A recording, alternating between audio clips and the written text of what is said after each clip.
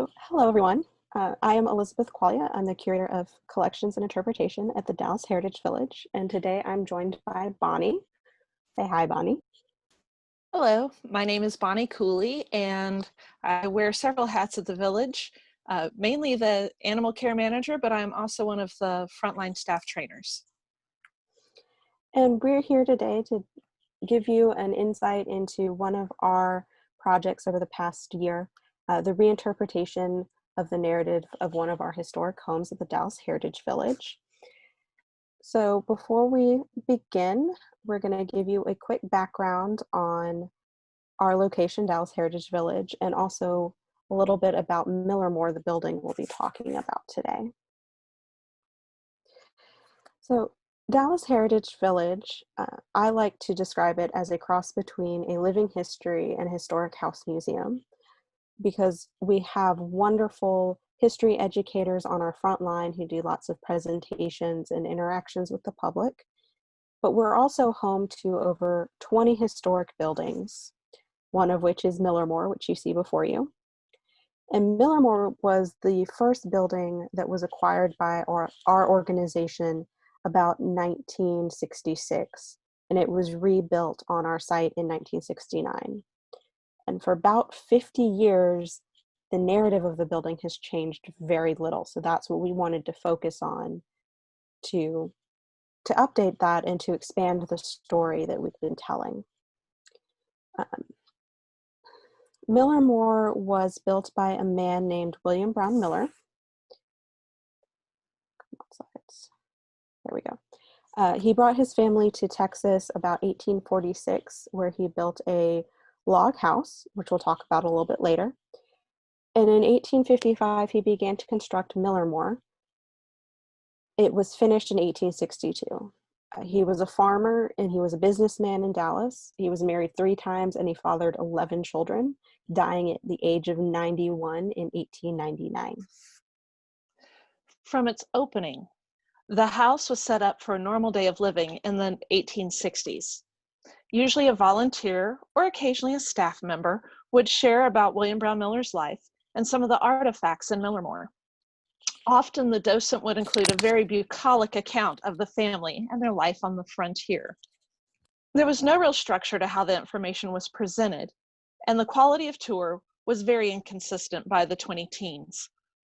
One guide might take guests into every room and detail the journey of William Brown Miller took to Texas while pointing out hair art and quilts, while another would only usher folks through the downstairs rooms, letting them explore the upper level alone and talk about how the house was moved to the park. We knew that there was more to the story besides a man's relocation and his construction skills. First of all, we knew that William Brown Miller was a slave owner. We know that he brought 4 enslaved people from Tennessee to Texas, and in 1860, he owned 13 enslaved. We even know some of their names, but we never really talked about it with visitors.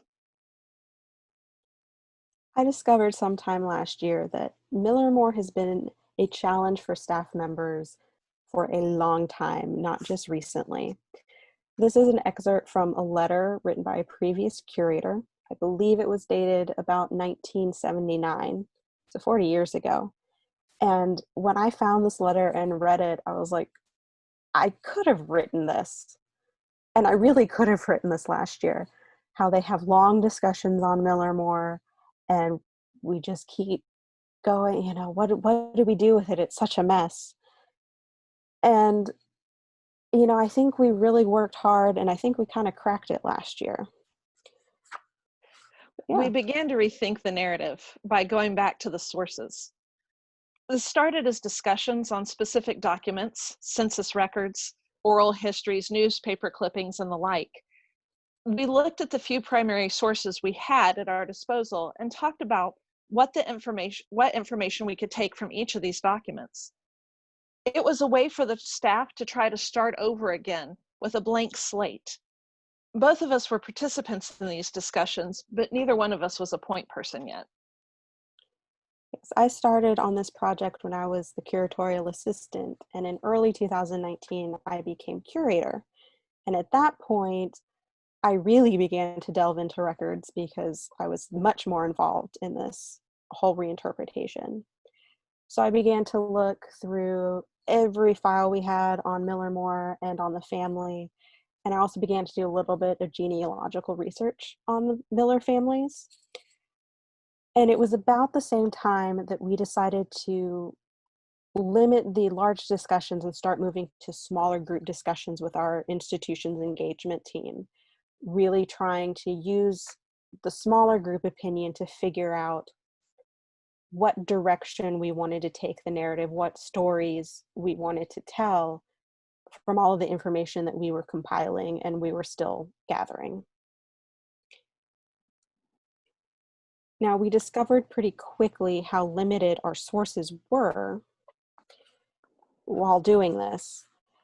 What we did have in terms of primary sources, we had a couple of bad copies of newspaper clippings, I think from the late 1950s, that were on the Miller family. We also had some selected excerpts from family scrapbooks, which were mostly wedding announcements, which did come in handy. And we had a few handwritten census records. And what I mean by that is we didn't actually have the census record. Someone had gone, found it, written down the information, and brought it back to us. But we also had some written documents by one of William Brown Miller's granddaughters, who spent her childhood growing up in Millermore and some of her adulthood living there as well. What we were missing was what we were really starting to get interested in, and that was documentation on most of William Brown Miller's children, especially from his first and second marriages, and information on the enslaved and their descendants as well. Because we just didn't have that, and that's really where we wanted the story to go. And if you think about it, it kind of makes sense that what we did have was focused on William Brown Miller and Millermore, because that's where the focus had been for so long, for almost 50 years. Once we had waded through what we had with the primary sources, our engagement team began to discuss what the important stories were and who we should focus on in the tour. Like Elizabeth said, we wanted to talk more about the enslaved and make it very clear that the Millers weren't the only people to build their farm and home, or the only ones to live there. By including other people, we had a lot of different directions we could go in: Native Americans, politics, Texas history, farming, women's rights, and more. Really, think about it. William Brown Miller had 11 children with 3 wives. His oldest son had 9 children himself, and when you start to add in the married families of the other children and their families, the tree grows, and it grows very quickly. You can see on the screen, this is the Miller family tree. It goes out 4 generations, and it takes the entire wall. So quite a few people we were dealing with.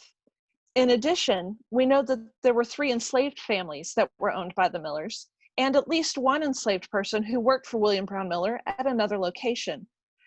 And those families were large as well, although there were many more unanswered questions on those trees. As you are probably aware, African American genealogy is difficult, and we had much less information to go on. Not to mention the name we were working with, Miller. Do you know how many Millers were in the area? With the original William Brown Miller family, at least we had some clue as to dates and married names. With the enslaved, we didn't know if, when, or who someone got married to. Once emancipation came, did they keep the Miller name, or did they change it to something else? Did they stay in Dallas? Did they leave the state? It doesn't help that the first census records to record African Americans as people was the 1870 record. So we had some challenges. Yes. Another issue we came across was our time period. This is a small excerpt from our mission statement. And as you see, it states that we discuss and we teach Dallas history between 1840 and 1910. Well, Millermore was occupied by the Miller family until 1960, which is a good 50 years outside of our time period. And we were really interested in some of the people who lived during that time, especially the second and third generations of William Brown Miller's family, who you'll hear more about in a bit. And if we were to go outside of this time period, it would bring in some other issues later on with the redesign process, because our collection really does stop at 1910 as well. And knowing we're going to keep the house furnished in some of the rooms, how do you express that the house was lived in until 1960 when you don't have the furniture to showcase that? All your furniture is going to be, from much earlier. So what do we do when we encounter these challenges? Well, in terms of the sources, I started to go online and compile more census records. And by using Ancestry.com, I was able to find and save census records, some marriage notices, death certificates, things like draft cards and draft notices. And those really began to fill out the Miller story, especially from all of the families, not just William Brown Miller's, but also the enslaved. And you can decipher a lot of information by following one person through the census records. Of course, because of the time period of our family, we did have to contend with that little issue, that pesky little thing of the missing 1890 census record, which is very frustrating because a lot can happen to somebody within 20 years. I mean, that could be somebody's entire lifetime. And so, that was just something very frustrating. And really, we don't have a solution to that. We just have to keep going. And hopefully you can pick a strain up, after that in a 1900 record. But the census records were great. And while they're not infallible, just simply because, well, you can first of all lie to the census taker, but things can also be mistransposed, everything. They were amazingly helpful in that we were able to find more Millers than we knew had previously existed, and really helped me fill out the family trees. So you saw William Brown Miller's tree. We also have on display trees of three of the enslaved families as well. And sometimes when Ancestry would link to find a grave, it would help me determine whether or not I was following the right George Miller or the right William Miller. Because in grand tradition, Miller is a difficult name to trace because it's so common, but then also they like to name people after each other. So there were many, many William Brown Millers. Actually, I'm not sure exactly how many, but so many throughout all the generations. So really, did the family have to reuse those names? I also went back to some of the sources that we had gone over as a large staff. Mostly the ones written by Evelyn Miller Kroll, the granddaughter of William Brown Miller, because she had taken it upon herself, especially later in her life, to become kind of the family historian, which was really lucky for us. She was an aspiring writer and a journalist who grew up in Millermore and returned back home after she was widowed. Actually, after she was widowed both times. She was married twice and widowed twice. And we have this wonderful book that she wrote called Texas Childhood, where she describes almost a year in her life when she was pretty young. So I think she was about 7 or 8. And we are very aware that it is a memoir, and those can be colored by, memory, nostalgia, and time. So we've discovered that a very useful phrase is according to family lore, because it kind of covers all manner of sin.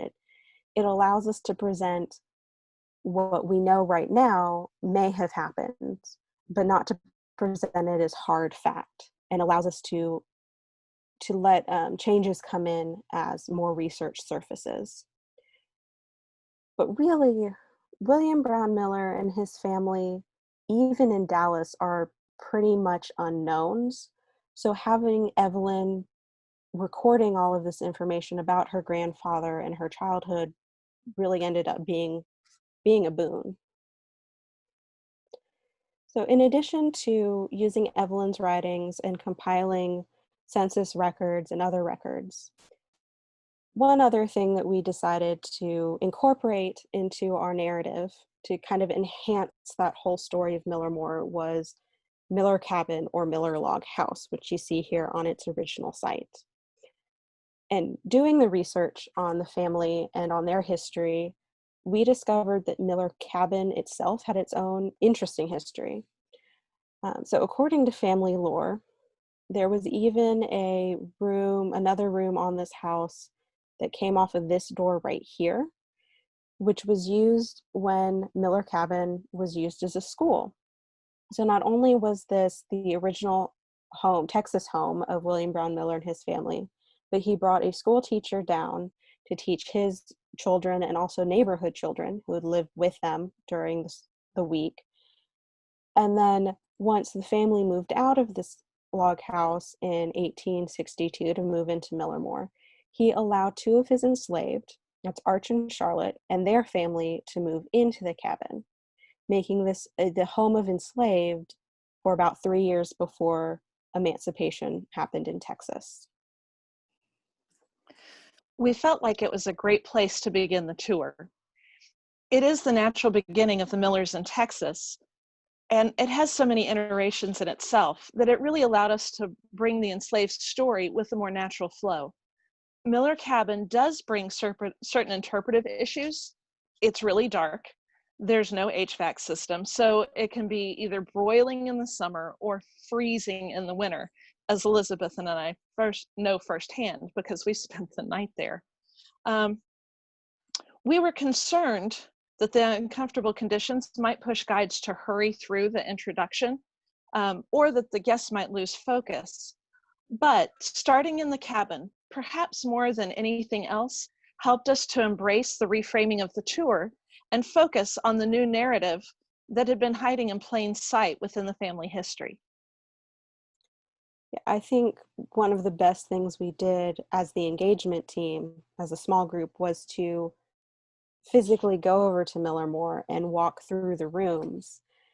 And while doing so, we talked about the best flow through the house and also possible topics that would be appropriate to each room while using the current setup of the house as kind of a guide. I mean, there was really no reason to reinvent the wheel here. We were going to do our best to keep the format the same. So bedrooms are going to stay bedrooms, and the dining room is going to stay the dining room.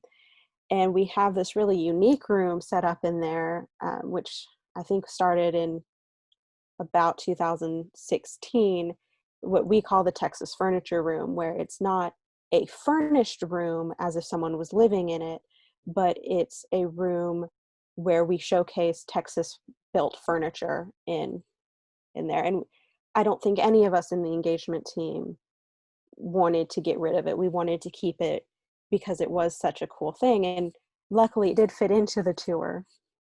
And it allowed us to talk about people moving across the country and kind of just general immigration from one place to another and the skills that people brought with them. So roughly our tour outline became, we begin the tour in Miller Cabin, where we discuss the early history of the family and talk about the enslaved, then move the tour group up to Millermore and into the Texas furniture room, where we continue that discussion of bringing people, from one place to another and the skills they needed to bring with them. Then we move the tour into the master bedroom, where we start talking about the second generation. That's Minnie Miller, a daughter of William Brown Miller, and her husband, Barry Miller, and Barry's political career. He was actually Lieutenant Governor of Texas for 3 consecutive times. And after we talk about them, we go on to the girls' bedroom, where we talk about their daughter. So now we're in third generation. That's Evelyn Miller Kroll, who did the writing. And she also was a great advocate for bond sales during World War II.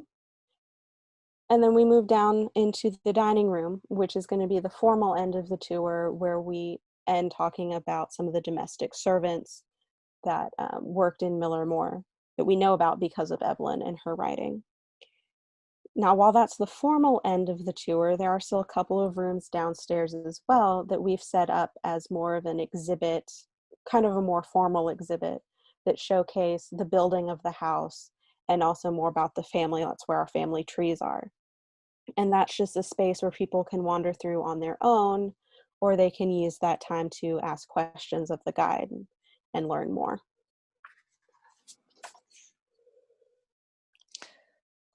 The outline is what made the changes feel more concrete. It's when I think we all started to get really excited about the process and how things were going to line up. It helped to crystallize the months of research into concepts that would translate into the three-dimensional space. It was, I think, one of the more energizing days that we had, definitely, when we created that outline. But once the outline was created, it was really time to think about the installation, which was a big thing for me. And our goal was to reopen the house in September 2019. We had closed it about a year previously just because we weren't really sure what the end result of this narrative expansion was going to be. So we didn't want to continue giving the tours in the way we had, which was really not giving tours at all, but letting people wander through and ask questions of the person stationed there.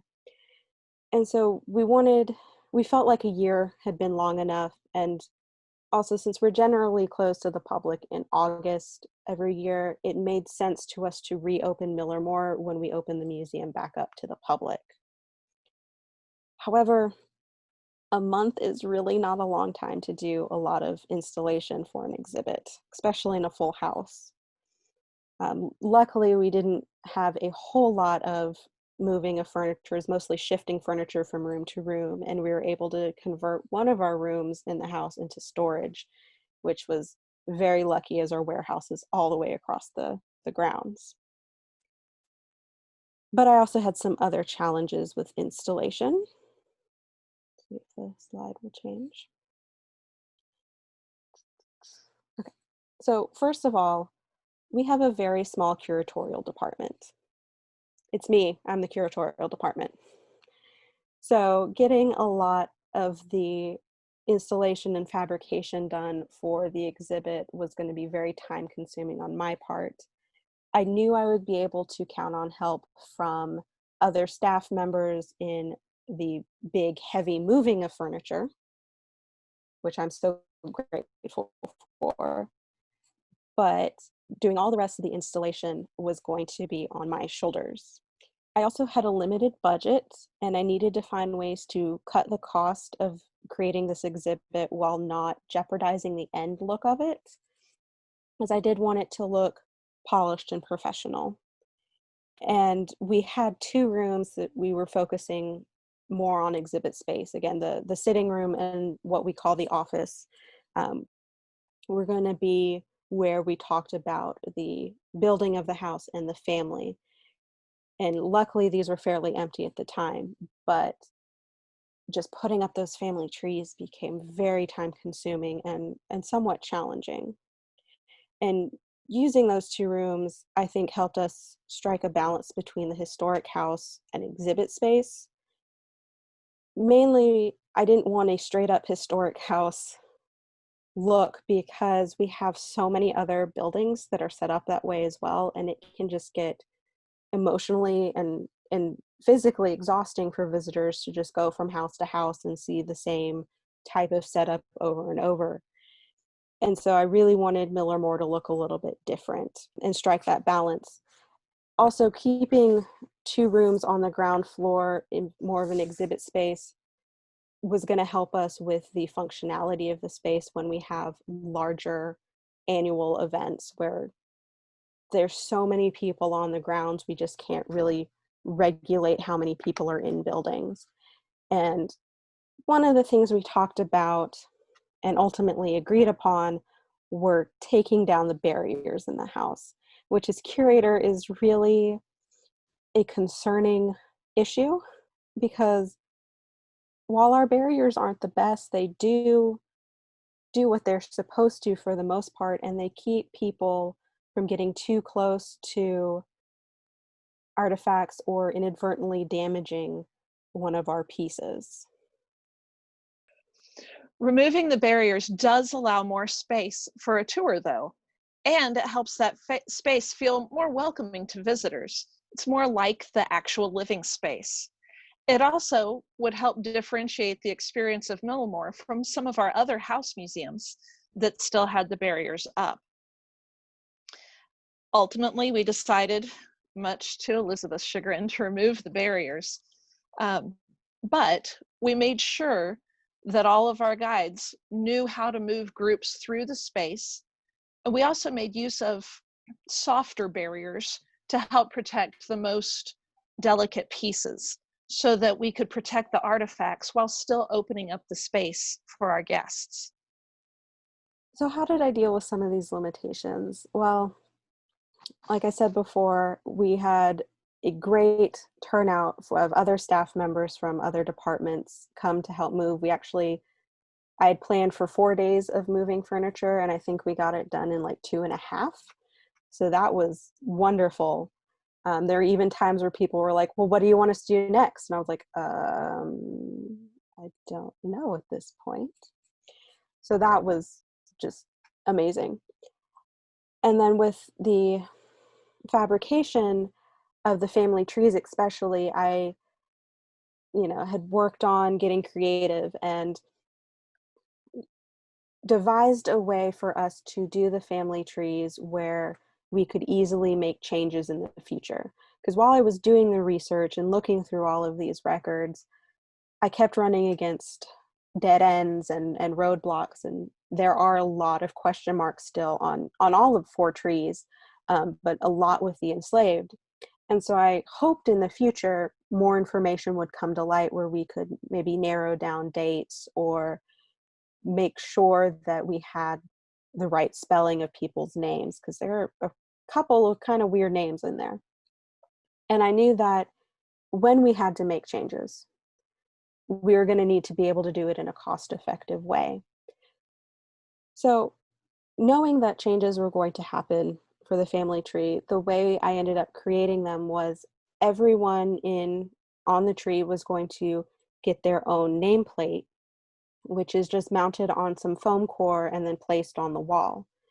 So when we learned that History Miller was not actually History Miller, but instead Historia Miller, all we have to do is take that one piece off the wall, change the information, reprint it on site, and do a little cutting of foam core, and we've got it back on the wall.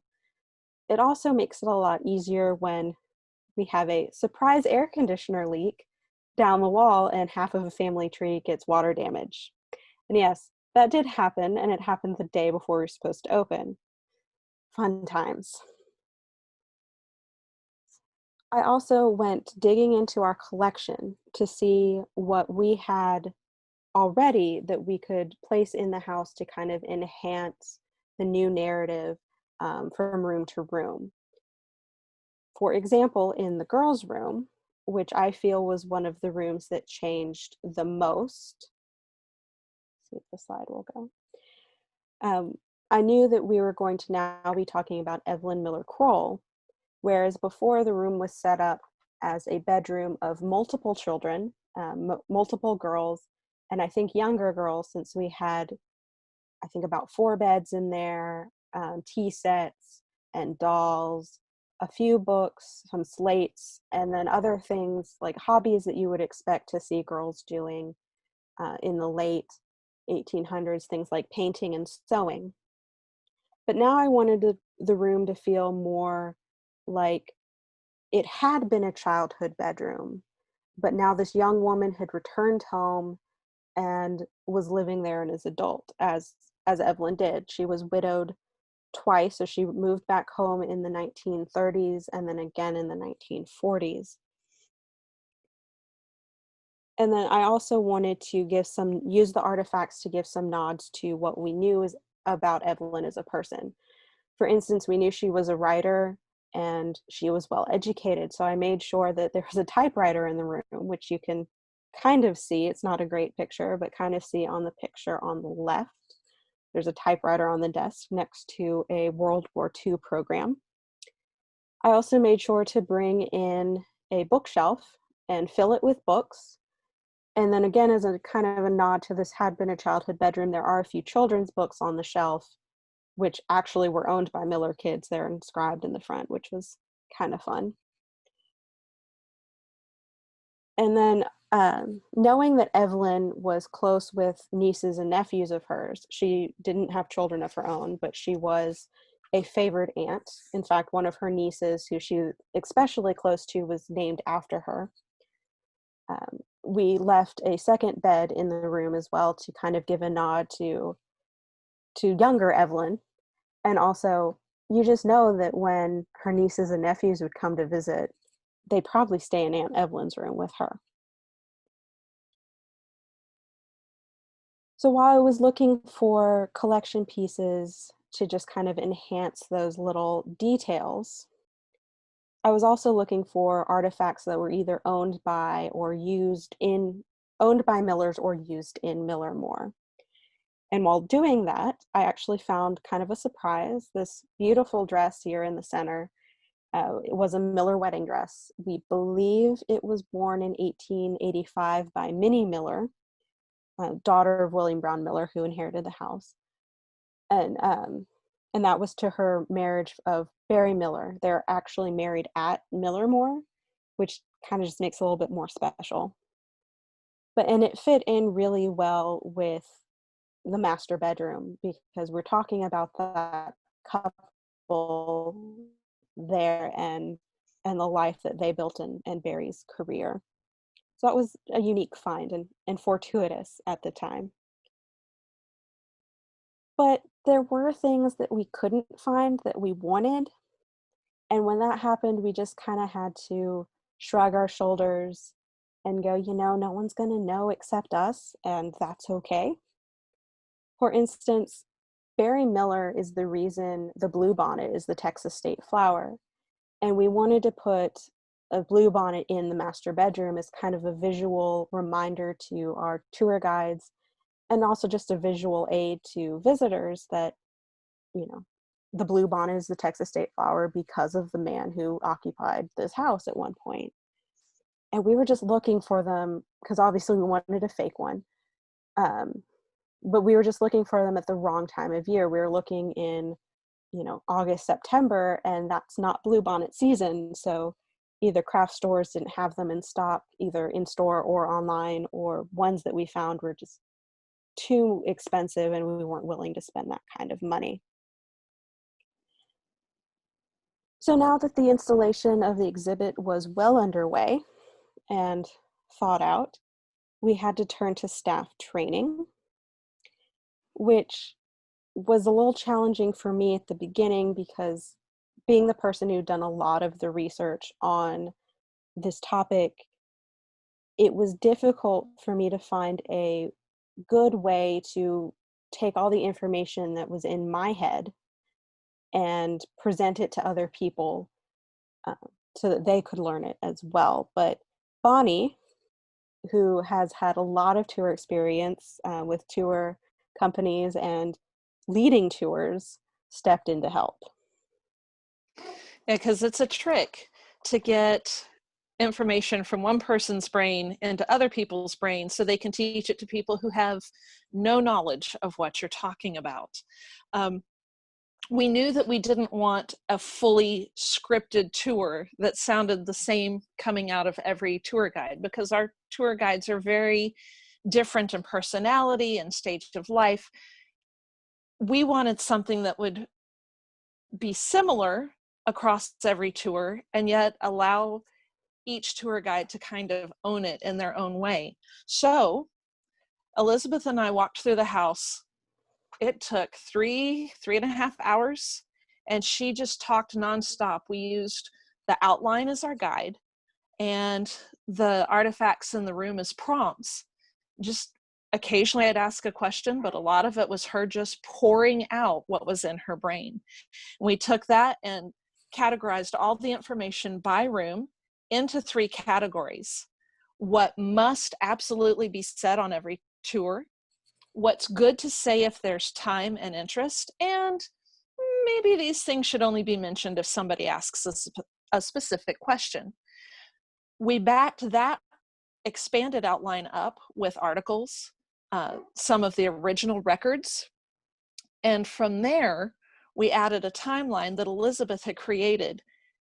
It's an amazing, very comprehensive timeline. It not only has every date that you could ever wish to have in a family Bible, which we really wish we had, but it also interlaces events that were happening on the national and state scene so that you really get a feel of how the Millers lived through time and can piece together facts on your own if you had your own question.